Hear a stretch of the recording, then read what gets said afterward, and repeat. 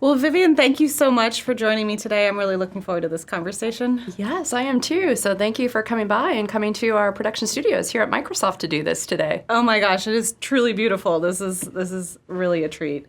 Well, I was hoping you could just start. Tell us a little bit about what you do here and maybe give us a little sense of, how your career path led you here. Yeah, happy to. So I lead our event production and studios team here at Microsoft. And so we are responsible for the development, the production, and the execution of global events for the company. And also for the company, lots of media projects that we are responsible for. And so getting here, I would say I never started out thinking I'd be sitting in this position today. When I think back to my career at Microsoft, which is over 27 years starting, I first came in and hired to do registration. So registration for events. So if you can imagine, a company like Microsoft actually had a registration team at the time of about 7 employees where we were responsible for developing registration for those events. And so from there, I'd always had an interest in events and continued to grow and develop and learn more and more about what it takes to do events at a company this size. From registration, actually went back into wanting to do events end to end. So took a role over in the central events team where I really kind of honed in on trying to learn as much as I could. So I'd always raised my hand, always wanted to be involved with every single possible event there was, from product launches to third-party events to large-scale events, you name it, that was where I wanted to learn. And then from there, continued to grow and get more curious about other aspects of event marketing, event operations, and so been able to navigate my career in a way that I've been able to take on different hats, right? As an individual contributor, as a people manager, and then across the businesses. So I really think that's the experience that has enabled me, to be in this position today. Yeah, so tell us, maybe give me a little sense, what's the scope of work? What's your day-to-day like? Yeah. I say our scope of work here is pretty wide. So when I think about it, on events and studios, we're responsible for a lot of the work that comes out of the company. So on an events side, it's everything from working on our flagship events. So think large-scale events with 20,000 plus people that the teams are planning for, everything end-to-end to, say, curated, invite-only C-series events to how are we going to show up and innovate at a third-party event like a CES. All the way to what is it going to look like for Consumer Beat that maybe also has something for B2B on it too. So a wide swath of events we get to work on, different size, audiences, different formats, to then also our media projects. So like here at studios, doing things like this, where you might be taping something that's part of a larger show or segment, or hosting a whole event live from studios, or, an employee all hands or all town meeting. So we do a wide variety for the company. Yeah, that actually sounds fun. A lot of variation in your day-to-day, totally. For sure. So let's talk a little bit about leadership and how you sort of found your way into a leadership role. When did you know that was what you wanted, and how did you pursue that opportunity? Yeah, it's a really good question. I don't know that. Probably like a lot of folks sometimes coming in thinking that's where you want to end up. So I'd say it was probably about 15 years ago where I really started where's my next part of my career going?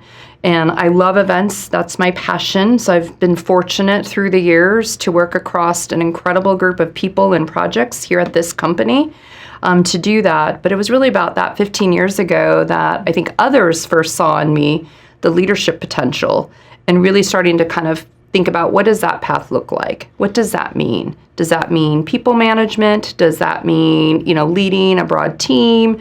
Is it leading teams of teams? And so that's kind of when I started to set that path forward and really start to utilize my network to better understand what are the competencies and skill sets I need in order to do that, and really gravitate towards, helping a group of people get to a common goal and move out of, the day-to-day creation of events. And you moved up here at Microsoft, correct? Yeah, so like I said, I feel very fortunate that I've been able to make, over the last 27 years, a career here. And that really took, a lot of work on my own to kind of think about where do I see opportunities. It took time, meeting one-on-one with my managers to share some ideas and explore. One example is, there was a time where I saw an opportunity. I was sitting in event marketing, but I saw that there was opportunity to provide that marketing lens in the operational side of the business. And so I had a really supportive general manager at the time who was willing to take a risk on that idea, allowed me to move into that role. And so then I was able to learn more about our vendor supply management, how do we source events? How do we go do that? Really think about the impact to the financials for the company. And so that, I think, again, has also led to why I sit in a position today, because not only do I understand the making of the events, but also understand the broad business concept and what we need to bring forward to our leadership and how we would operationalize them. Yeah, that makes a lot of sense. So you can manage upward and you can manage down. Yeah. No, that's really helpful. What are some of the big challenges that you've encountered as you've pursued this leadership opportunity? Are there challenges that you faced as a woman leader that you've had to overcome? Give us a little sense of that. Yeah, definitely. I think one of the biggest challenges as a female leader is staying true to your own confidence of the skills and the work that you've put forward that got you there. And being able to own that. And it doesn't mean being braggadocious about it. It's not about being arrogant. It's really just being confident of like, yes, I've been asked to take on this role or do this particular work. I do have a seat at the table, and being good with that. I think sometimes we might call it imposter syndrome, so not letting that kind of get to you.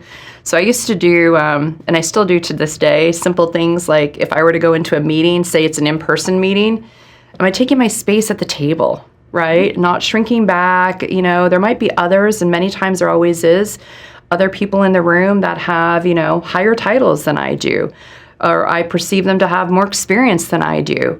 But knowing that I'm there for a reason and take my space, put my things out there, be part of the conversation. Or in a Teams meeting, going on camera, being part of the conversation or moving things forward in a way that maybe doesn't feel always comfortable. Because again, you can get into your own head, make that imposter syndrome come out. So I think that's a very common challenge many females and probably, just leaders in general can face many times. I love that. I had a woman tell me once, she made it a point to not be a potted plant in a meeting, that she would always contribute something so that she felt like there was, people were hearing her voice in the room, and she tried to make it a meaningful contribution. But totally. I think that's just such a great takeaway. And like you said, whether you do it, verbally, whether you're doing it in a chat, especially if it's a virtual meeting, or even it could be afterwards, following up. And I think that's the other thing is remembering, hey, there can be some things you can follow up on that help lend to the conversation, because maybe in the moment or in the time it wasn't the right time to kind of speak that or say it, or you hadn't thought of it. So making sure to follow up too. Sometimes I think that can be something we forget to do and still have a very powerful impact for whatever the discussion, the project is. That's great. Little follow-up question here. Obviously, Microsoft has been a great place for you to grow, for you to move into this leadership role. Are there things about this place that you think really helped you kind of move through that path and pursue that opportunity? Yeah, I think for me, it really was having just really incredible managers along the way, and managers who are willing to listen. I recall one manager, it was a general manager that had come in and been only a few weeks into the role, and I really was thinking about my next step in my career, and I wasn't sure what this new general manager thought of that. And so being able to sit down, have an open conversation, share what my aspirations are, take in, and you have to be okay to take in the feedback, but take in feedback that they had and really work together. And so I found that here at Microsoft, there are incredible people who are really wanting to be supportive, be allies, be someone's sponsor of a career. And so having that, I think, has allowed for me to have a great opportunity to move my career here versus having to look elsewhere. Yeah, that's great.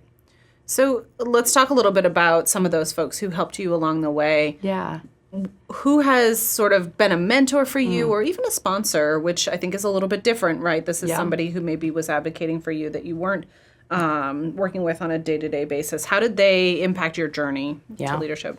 Wow, it's such a good question. And I think there are so many, and you're right. There can be mentors. There can be your actual managers who are helping you with your day-to-day workload.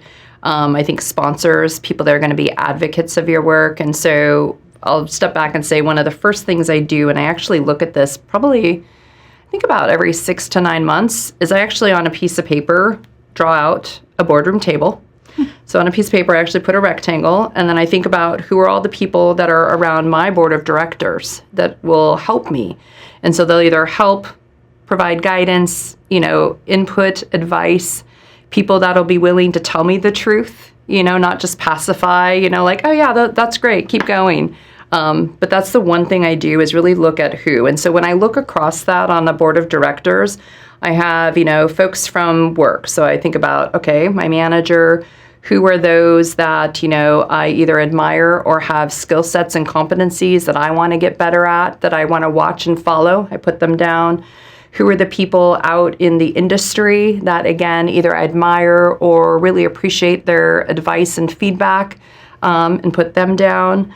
I also think about who do I know just in general at the company, who, again, a lot of times are either possessing a skill set or a competency that I'm working on, or people that, again, I know will be open to telling me, open feedback so that I can grow and learn from it. And so I think that has actually enabled me to get a good, diverse perspective. And it's not always easy. Sometimes there's been times where I've gone in for asking someone for a one-on-one to hear, and then I have to be able to be like, oh, gosh, okay, I'm maybe not showing up the way I thought. And so this helps me, with some true feedback to then think about, okay, what do I want to go work on? What do I want to do differently? How can I be more impactful for people, teams, and the broader, business that we're trying to do? So I think for me, that's one great example that I've used throughout the year. And it was one of my early managers who actually gave me that tip. And I've just carried it on and shared it with others of one way to think about how to start putting people in those seats. And if you don't have them, how to start looking for that then. I love that idea. Yeah. That's so great. It's such a visual component, too. Yeah. Something you can kind of really return to. And I would imagine that boardroom changes over the years, right? It does. The one thing is I don't think of it as constant. You might have things like, okay, my direct manager, and they make, change, but that position, in essence, on your boardroom table is always there.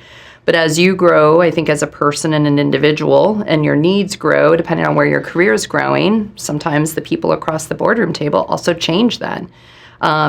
Recently I thought about this. I've been away from our meetings and events industry for a while. And so I kind of need to replenish my boardroom table with others outside of Microsoft that can give me that outside-in view, help me understand what they're seeing as trends, share with them what we're seeing as trends here at Microsoft. And so that's the next area, for example, I'm working on of I need to actually replenish that part of my boardroom table, and make sure I've got that part rounded out. Yeah. Oh, that's great. Fascinating way to look at it. Well, so it's interesting you talk about this boardroom. You're talking about some of the work that you've done to form your leadership vision and how you come across in the world. What qualities do you think other people should be thinking about, women who want to follow a similar career path? Are there things that you've kind of learned over the years really help to lead you to these leadership roles? Yeah, I'd say it's really a combination of developing skills and competencies, and with that, I'd say, firstly, communication.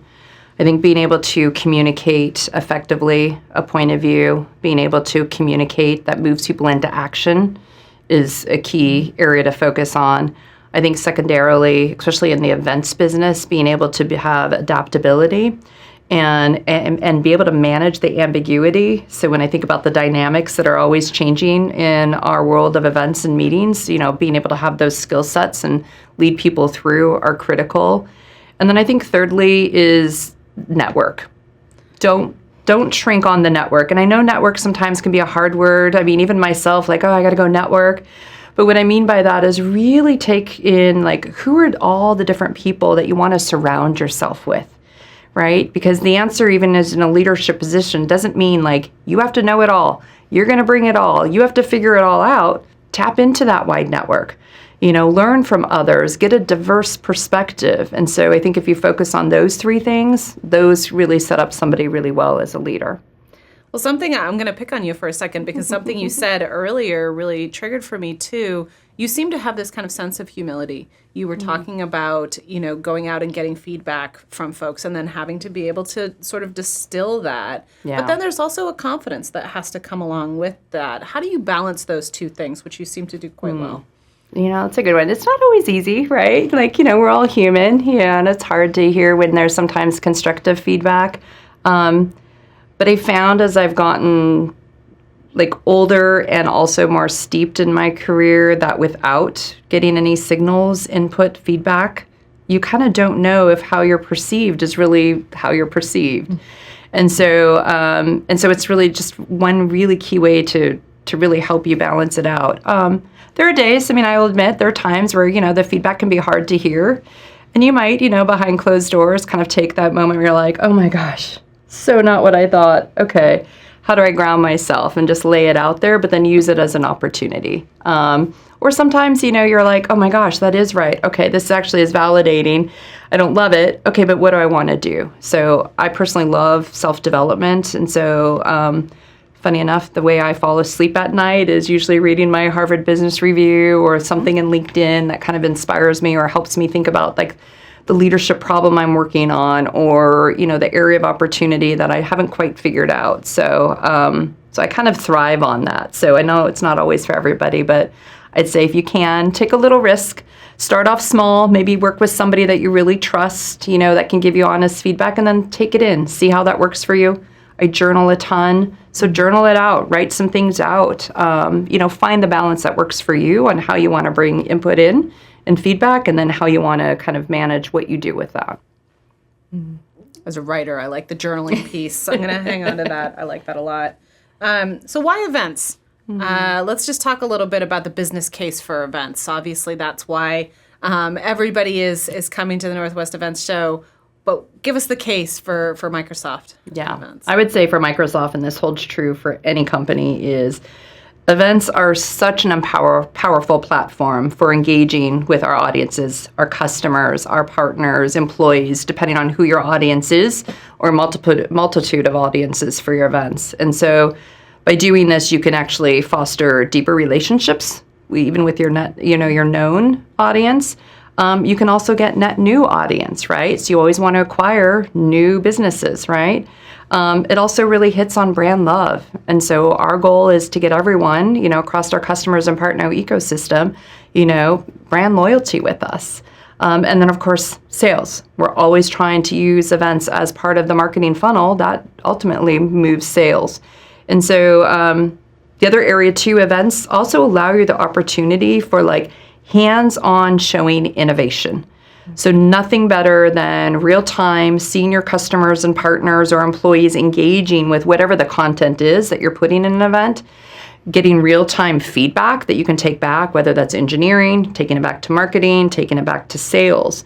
And so events allow for that. And they allow for that in the in-person modem, and they also allow for that even in a digital modem. So I think for us at Microsoft, events have been hugely critical in our ability to move the business, create brand love, and grow our customers.